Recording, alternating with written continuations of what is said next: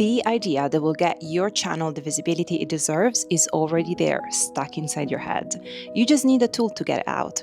And so in this video, I will share with you my exact ChatGPT workflow that I've used to grow my own channel to 1,000 subscribers in just under 2 weeks. Okay, so welcome to my creative hub. So first of all, I want to draw your attention to the projects folder because this is where everything is gonna happen. You want to use projects to organize everything neatly into folders. And I personally have projects for every content type, like of course YouTube, but also newsletter, shorts, and I use folders also for specific projects. The other reason why you want to use projects and not, a loose chat is that you want to make use of the instructions tab, which is where you'll put the prompt you want ChatGPT to follow. And I'll show you the exact prompt to use later on in the video. Okay, so let's go straight into the YouTube folder. So inside I have one chat specifically for mapping ideas for upcoming videos.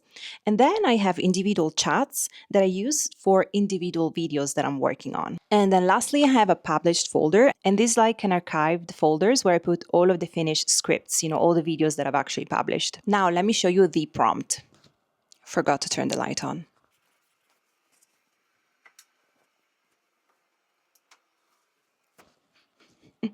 Better.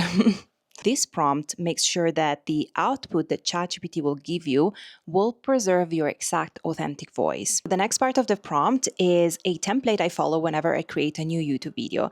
And the very cool thing of having these instructions, within a specific project folder is that every time you open a new chat to work either on the ideation or on the scripting phase, ChatGPT will actually prompt you to follow the template step by step. So, you don't miss the things that will actually make your video successful. So for example, you can't really jump into writing the script before you've nailed the title, the thumbnail, and the hook.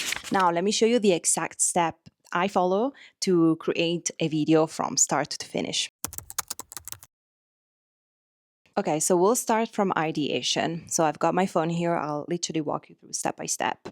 So first of all, we'll open ChatGPT and we'll open a fresh chat inside the YouTube folder. In this ideation phase, I highly recommend to plan at least 4 video ideas in advance.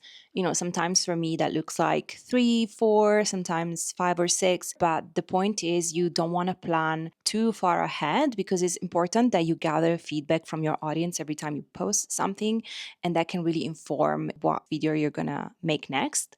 But it's equally important to map out at least a handful of videos in advance because you have to think of your videos not just as videos, but literally as building blocks of your bigger vision, your wide mission, and how you're gonna share that within your channel. And so I press the dictate button and I start telling ChatGPT my rough ideas. Hi Soul. So Soul is the name of my ChatGPT. I'm thinking I want to create, can you help me map out the next 4 video ideas for YouTube? I'm thinking the first one will be a video about, it will be a video where I want to help people like really simplify the way they create content because I feel sometimes people, they just overcomplicate things so much. And so I'm thinking, I came across this title, which I think could serve as like a really good emotional hook, like something like, you're not bad at content creation, you're just overcomplicating it. So I'm just sending this through, and I will do this for every video idea that I have. Okay, so as you can see, ChatGPT already is following the template that I gave it. The point is that whenever we go to the scripting phase, we need to have all of these things nailed down to a T. The scripting phase is where you actually take the time to pick your idea to develop into an actual script. So as you can see, ChatGPT will tell me what we've got so far for this video. We've got the emotional hook, title, thumbnail, promise, message nailed down. This is a good time to revisit things in case you want to change anything.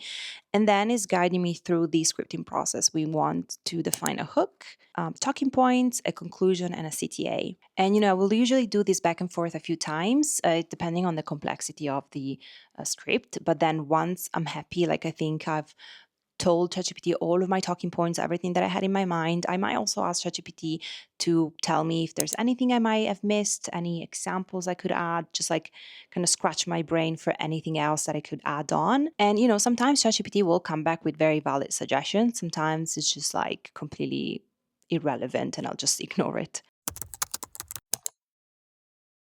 The final step is to copy the final draft that you're happy with and put it into Notion. And it is from Notion that I then do all of the like last tweaks and like read through it and see if it flows nicely, if there are any last changes that I want to make. And the reason I do this is also because I find that when the chat becomes way too long with edits, with multiple edits, sometimes ChatGPT tends to become a little bit confused. And also keep in mind, ChatGPT actually consumes a lot of energy. It's got quite a big footprint. And so I think it's just good not to abuse it so much and just get offline whenever you can. Once in Notion, it's ready for production and I follow my Notion template. This keeps me on track with the editing, thumbnail designs, everything, every step that I actually need to do apart from the scripting. Finally, once a piece of content has been posted, published, I just take that chat and move it onto the published folder within ChatGPT so that it's out of the way, it's there for archiving purposes, but it's not cluttering the project folder with the ongoing videos. You're the creator and you're also the visionary of your channel. And so I really think it's a balance between staying connected to your ideas, but also stepping outside of your creative bubble and really knowing how to communicate your bigger vision and mission with your audience. And this is exactly how you don't just grow a channel, but you grow a movement that is bigger than yourself.